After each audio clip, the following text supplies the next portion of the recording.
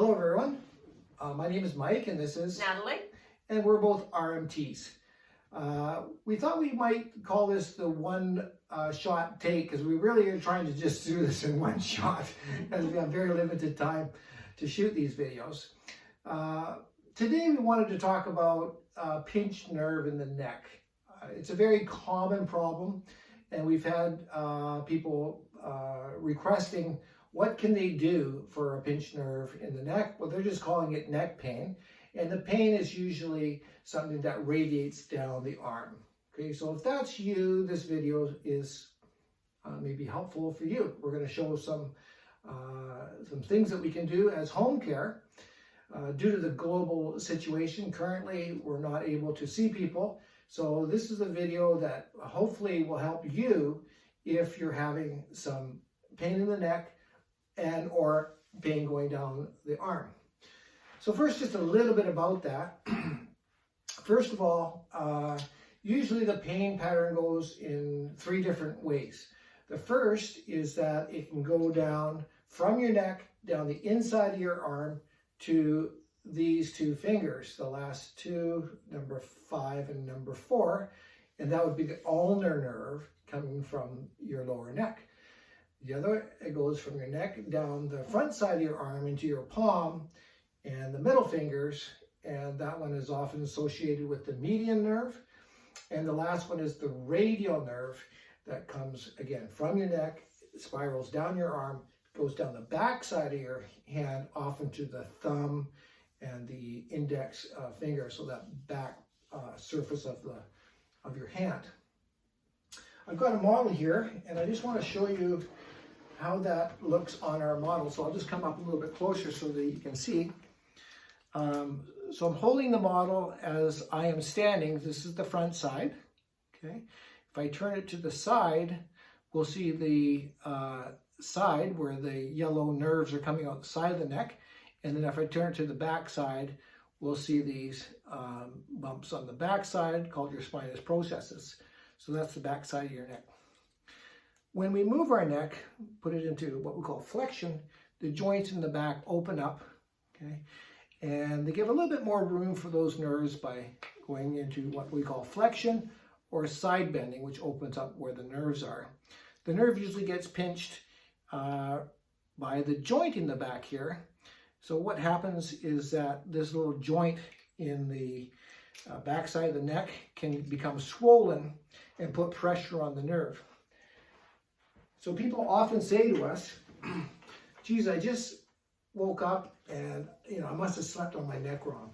Does that ever happen to you, Natalie? You get patients saying that to you? Definitely. All the time, right? Oh yeah, very common. So, we kind of say, I need a new pillow. Yeah, I need a new pillow. Am I sleeping wrong? The truth is that it usually happens a few days before. So there's something that you did with your neck that pinched one of the little joints in the backside. It takes about 48 to 72 hours to swell. The swelling occurs, and then it starts putting pressure on the nerve, and that's when you get the pain going down the arm. So it wasn't really that night, although you feel it in the morning because the swelling occurred the night before. Okay, so big question is, maybe you don't care about all that jazz, but I wanted to explain a little bit about it because that's what I do. And also, when I show you the exercises, or Natalie's going to show you some great exercises to help you alleviate those symptoms in the meantime before you can get to see your therapist, you'll have a little understanding about why we're doing it in the way that we're doing it. Okay, so we want to show you 3 things. So please, if you have the patience to watch till the end of the video, it's going to be a little bit longer, but we want to show you all 3 things so you know what to do for your condition if you have this condition. So the first is a seated stretch for the neck. Okay, we're going to use 3 different positions. So the first position, what side is your pain on, Natalie? On the right side. Let's say it's on the right side, okay? Yeah. So we're going to rotate the head to the left as far as you can go comfortably, and then tuck your chin down by raising your, she knows better than me. See, she's got it going on. She's pulling her head down towards her Chin to pocket. Chin to pocket. This pocket down here. Okay. And hold that position. Some nice deep breathing in this position, because when you deep breathe, it actually is a little contraction of the muscles of respiration. And when you breathe out, the muscles are able to let go a little bit more than if you weren't doing the deep breathing. Also, it's just very good to do the deep breathing. The second position is halfway between the pocket and your midpoint. So go about halfway and same. Just bring your head down towards your chest. And you'll note that Natalie is anchoring her other side with her arm. So if you can grab onto the side of the chair, or sometimes people tuck it underneath your glute and be able to do it in that way. Again, nice deep breathing. Okay. And then the third position is more like a neutral position, so it's just straight down towards your chest bone, the midpoint. So nice deep breathing again. Okay. So those three positions. So as soon as you start feeling the pain or the discomfort in your neck or arm, try those three positions. Some really nice deep breathing. Take your time doing it and see if that helps alleviate at least some of your symptoms. The second thing that we can try is what we want to do is try to open up the back side of the neck. Okay, and by doing that, we give the nerves some more room to come out of what we call the IVF, where the nerve can get trapped. So we do that by chin tucking. So we're going to go through a chin tucking exercise, which is very good for the neck. So Natalie, we'll have you. So you can lie down on the floor at home. Mm-hmm. Okay, so she's in a position, what we call supine, or lying down. And now we're going to get you to tuck your chin in, just tuck, so you're tucking like that, and then push the back side of your head into the blanket or the towel. But don't use a pillow where you're pushing your head up too far. So what's happening as you do that on the model, it opens up the back side of your neck, okay? And it's a nice stretch for those muscles, but it also gives the nerves in the back side of your neck more room. It gives you really great double chin, which is what you want to see. Yeah, we were laughing about that earlier. So what we want to see is that double chin. Now, nobody really wants to see a double chin, but today, or in this exercise, that's what you want. You want to see the double chin. Again, just repeat. You can do this 10 to 15 times, several times a day if you're really hurting. And it gives nice relief for the back of the neck. It's also a very good exercise if you've ever suffered a whiplash to do this exercise. Or any neck pain. Also, it's good for tension headaches. Those little muscles in the back side of the neck often get very, very tight with people that have tension headaches from working on the computer and the head forward posture.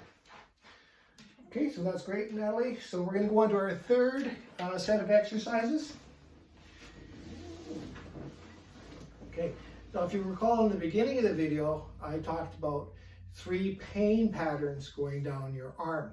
So ask yourself, which one are you? Is it going to the inside of your arm, to these two fingers, the fourth and fifth finger? So we're going to start, if that's it, this will be the exercise for you. Okay, so go ahead, now you can show the position. So it's like this, you're almost like, I call this the eavesdropping position, right? Where you're kind of trying to catch the words towards your ear. Tilt your head away from your arm. And hold that position for 5 seconds. And then go back to neutral. Wait another 5 seconds. And then back into the tilt position. So we always want to tilt away from the arm that's affected. And also the arm is back a little bit. Yeah, back a little bit and elevated up. She's got about 100 degrees of what we call abduction. So just past midpoint, just above shoulder height like that. Okay, great. So that's the ulnar nerve, okay? The other nerve that gets affected is what we call the median nerve. The median nerve is the same nerve that everybody talks about with the carpal tunnel syndrome, where you get the pain in the palm of the hand and the these fingers here and the palm. So it's the same nerve, but it travels all the way from your neck down the front side of your arm. So let's show the position for that one, Natalie. Okay, and so bring your arm up like that, wrist back, great, okay, and then tilt your head again away. Just turn your head a little bit more like that, good, okay, like this. The old saying I used to say when I teach is, talk to the hand because the face ain't listening. That's just a joke, right? The ulnar one was eavesdropping, but this one's called talk to the hand because the face ain't listening. There we go.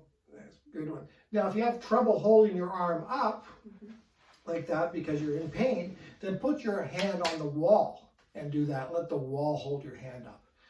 Okay? That's good. You okay holding your arm up like that? Yeah.